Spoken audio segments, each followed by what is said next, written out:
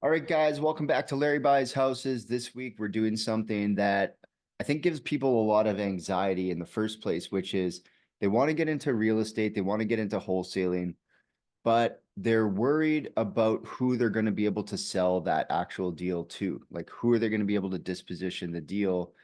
Should they find something? Like, let's say they find something, now what? What do I do with this thing? So today we're going to be doing the 10 ways to grow your wholesale buyers list. So first thing we want to talk about is the importance of having a robust buyers list in wholesaling. So the thing that held me back when I first started wholesaling is my buyers list was entirely comprised of the people that were just like me. So they were looking for exactly the same thing that I was looking for, which made it easy in some respect to sell the deal to them because they were already in the business model, in the system.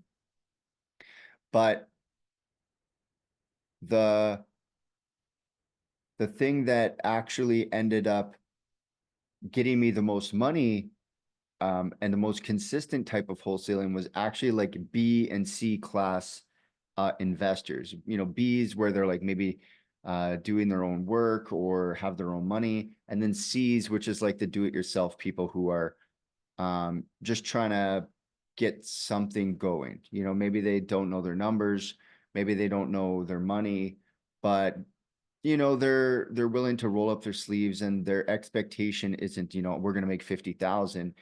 It's usually like, maybe we can make, if I do this deal, I can make 10 grand. So the importance of having a robust list is that you've got a list across the entire spectrum of different sort of deals.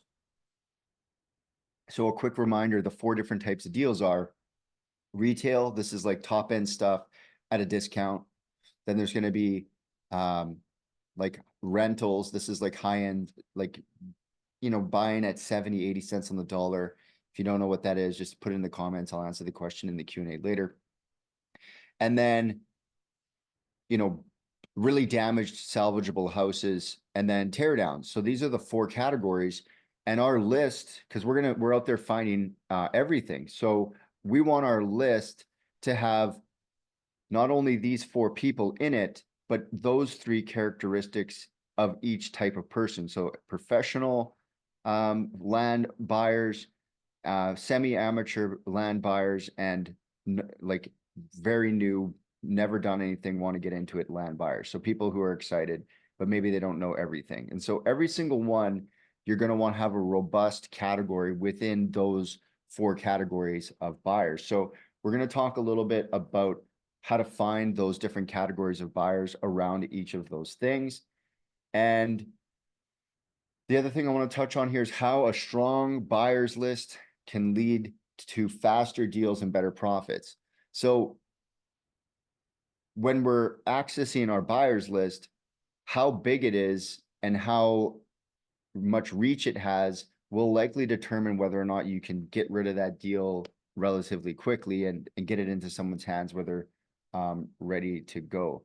If you're on Instagram, you're looking for the link, it should be in the story. Just click the link, registration. It's the same link every week. So just keep that in mind for people listening. It's the same link all the time. So having a strong buyers list allows you to execute deals very quickly. I've had great lists when at different points, really robust lists, because buyers come and buyers go. But being able to move a product where we tie it up on a Tuesday afternoon and it's sold by Wednesday evening, because it's like a 24, 48 hour sort of turnaround. Aaron on Instagram, it's the same link as last week. It should work. So let's talk about the top. I think we can get through all 10, but let's talk about the top 10 ways that you can grow your buyers list. So when you're starting, you don't really have a lot of access to the different things going on in real estate. You're mostly leveraging the multiple listing service, realtor.ca or realtor.com. This is where agents who are trained and experts are there to guide you in the business. And then once you get more knowledge, you can start moving like more into the private side. So when we're looking at how we can connect with their buyers, two ways that I'm able to find buyers through real estate agents is one, um, they they will sometimes reach out because they know I find stuff and I know they have stuff. So sometimes they're coming to the wholesale meetings or we meet them at the meeting because they came with their buyer. So that's one way that you can interact with a realtor. But the second one is when they have looks like a to be a finished flip. So you look on the market and you're like, oh, that looks like a finished flip. And you're like, cool. Call them up, say, hey, I noticed you got a flip there. Did you help them buy that thing? They're like, yeah, maybe. Yes. Are they looking? Keep them, allow them to keep the contact information all on their side. And you say, did you need another one? I find these things. Do you want another one?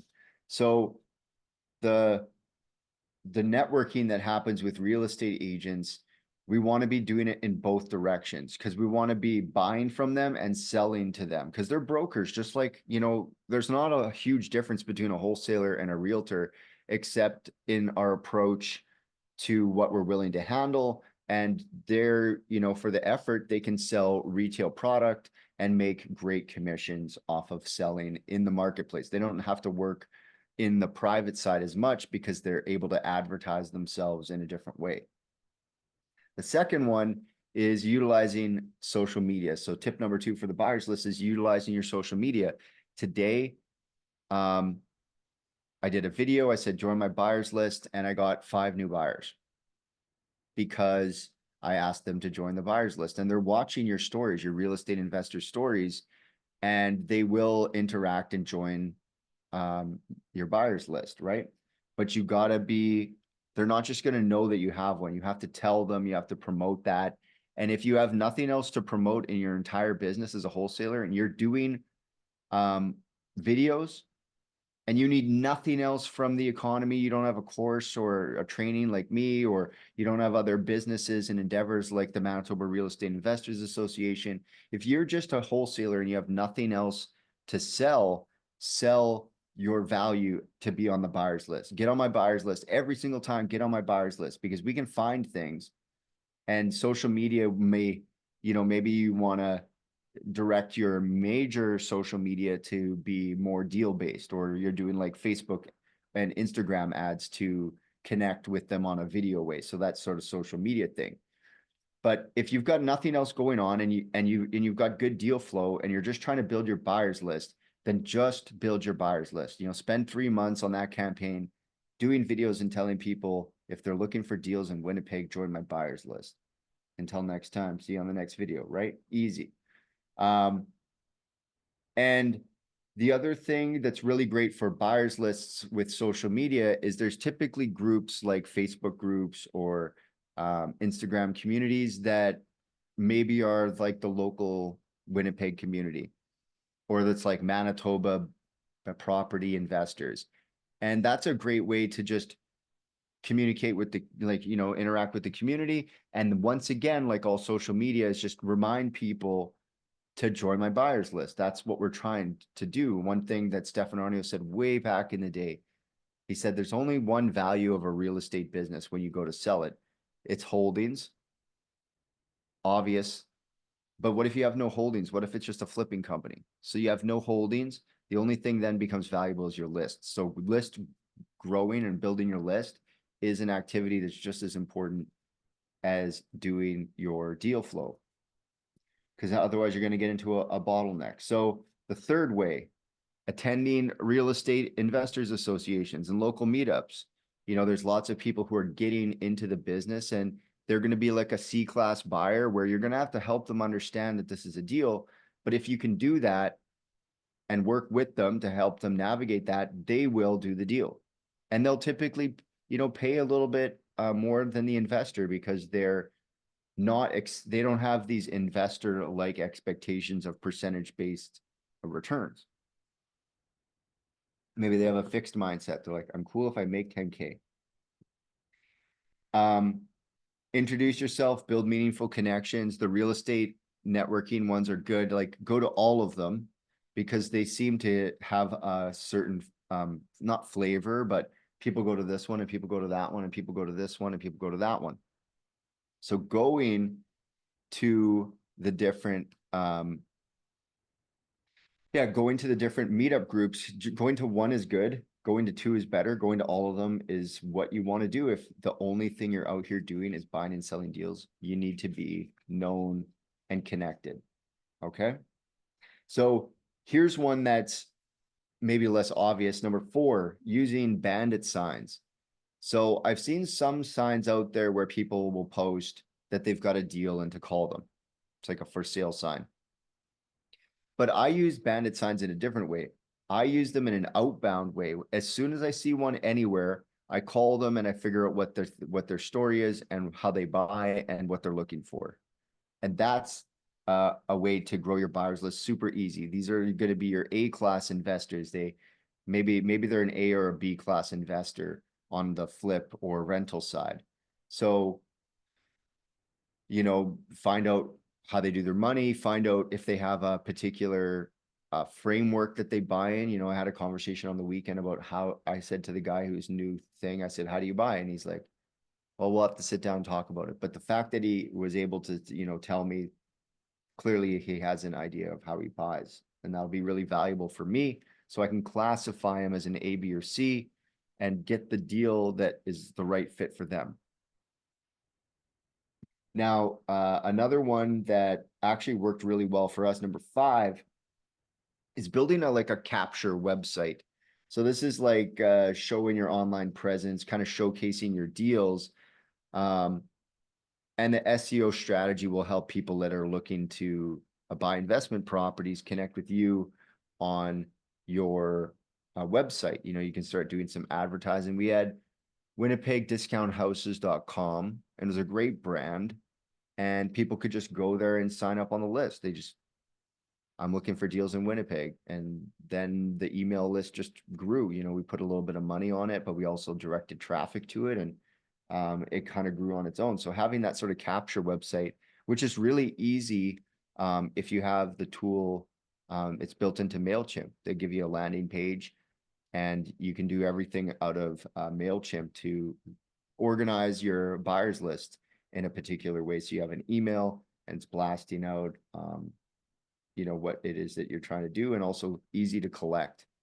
The other thing, just as a side, I used to use a software called Text Line, because I think texting people about deals is better than emailing people about deals. Emails feel impersonal, and like getting a direct message from the person who's trying to sell it to you is like, hey man, I got a deal for you. That feeling is what we're trying to solicit there. Number 6, driving for dollars. Now, we've all heard driving for dollars, drive up and down the street looking for deals. But when I drive up and down the street now, I'm looking for network connections. So I call all the for rent signs I see, ask them if they'd sell it, and then talk about if they are looking for more. And knowing the rental guys is great. Their signs are everywhere, and you can tell what like an owner for sale sign looks like. So you call it real estate agent listings in the area that I'm looking to go in. So you drive around the neighborhood you want to buy in, and you call all the agents, and you just, what's the story with that house?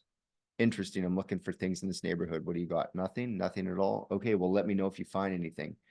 And hey, do you have any people that are looking to buy some off-market property? Are they looking, sometimes we have deals that we're not doing, they don't fit our model, but we get them at a great price. Do you have anyone that we could do business with that way? And now the network connection grows in the neighborhood that you're trying to work in, as well as finding the landlords all over the place with the for rents, and then really just getting a feel of that neighborhood. And when people call you from that neighborhood, you're like, oh, just past the 7-Eleven. Oh, you're just around the corner from the chicken stop. Oh yeah, right by the church, right by the playground. And that and it gets you so much closer, just an intimate knowledge. If you're doing virtual wholesaling, drive it around on the ground, use Google Maps and just drive around. There's probably an app that'll let you virtually drive around in a Google map. So just do that and feel it out and know your zone. Number 7, cold calling people in the business. Directly reaching out to leads and asking them for referrals.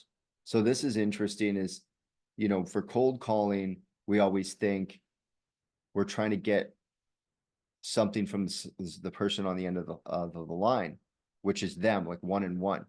But if we reverse that and you called all of your wholesalers, you called everyone that is one of your buyers, you call up any buyer that you just got and you say, hey, I know you're interested in deals, but do you know anyone else that I should know about so that I can get in contact with them? And so crawling through your referrals, you're not calling cold people either. You are getting a bit of a warm thing. So we don't want to look at it as a cold call. It's definitely less intimidating than just cold calling numbers. One thing that's not on the list here, I guess we can do it right here. So number 8. Number 8 is foreclosures and open houses on properties that are investment properties. So at the foreclosure, in some places they do it on the steps of the courthouse. Other places they have auction houses. Some of them do them online now. And I don't know how you might be able to do it online, but I would go to the meeting to see who's buying and then talk to them after the buying was done. Because I wasn't in there to bid. I would just watch to see who was a player and who was, you're like, wow, this guy's really paying a lot for this thing. I need to know him because he's going to pay a lot for the next thing too. So auction houses and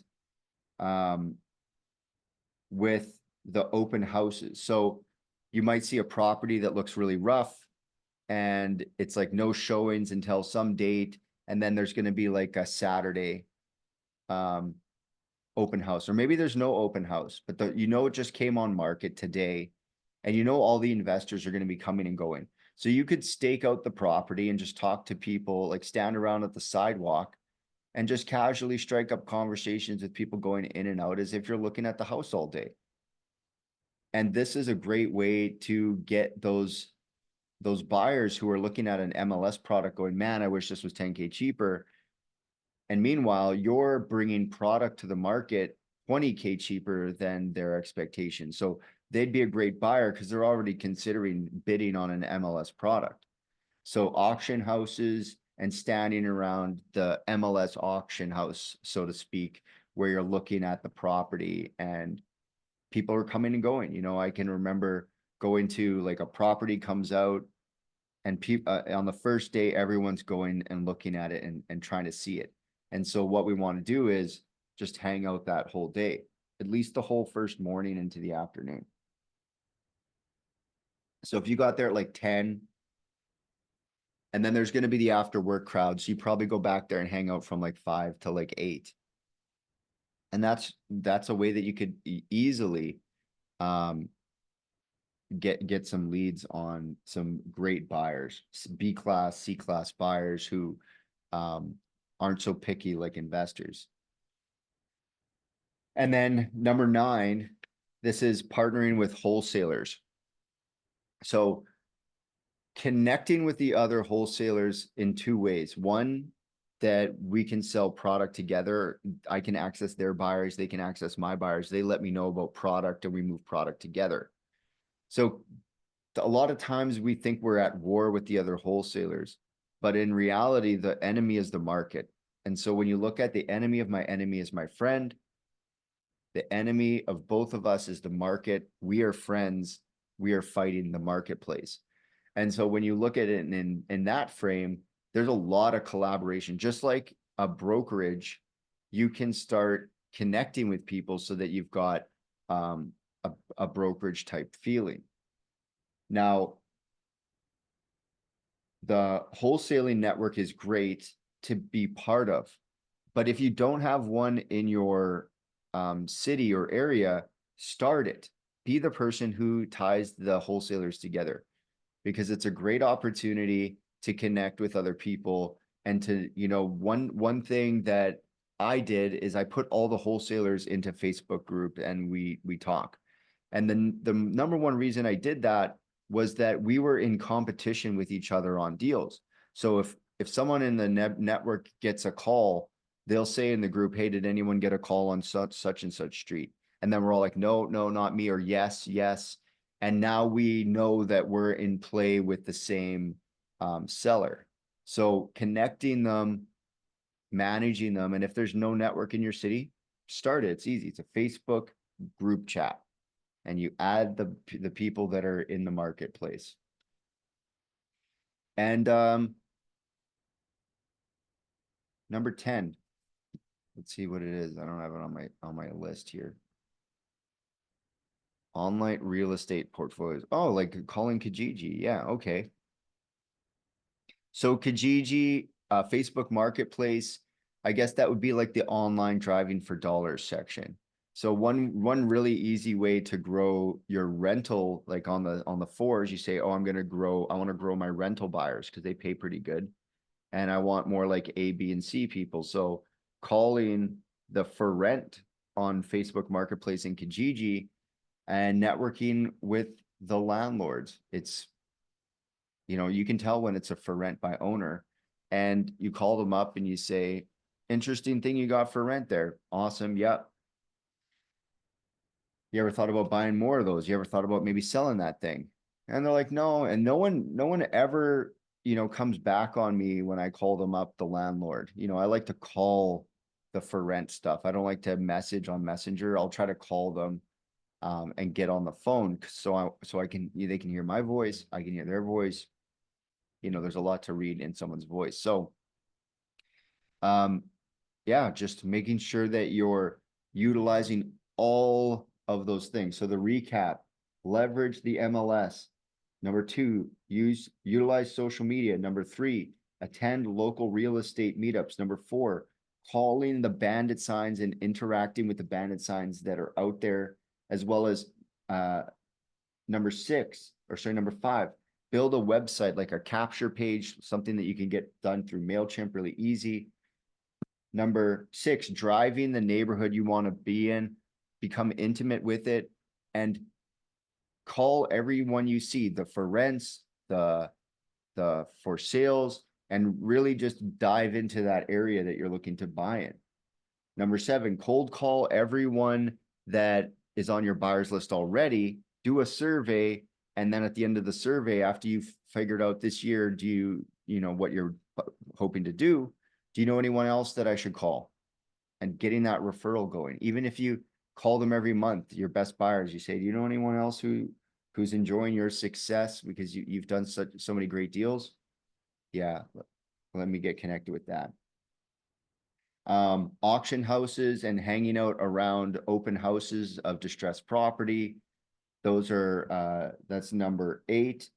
Number 9, creating and utilizing wholesale networks, either becoming part of one in your neighborhood or building one out.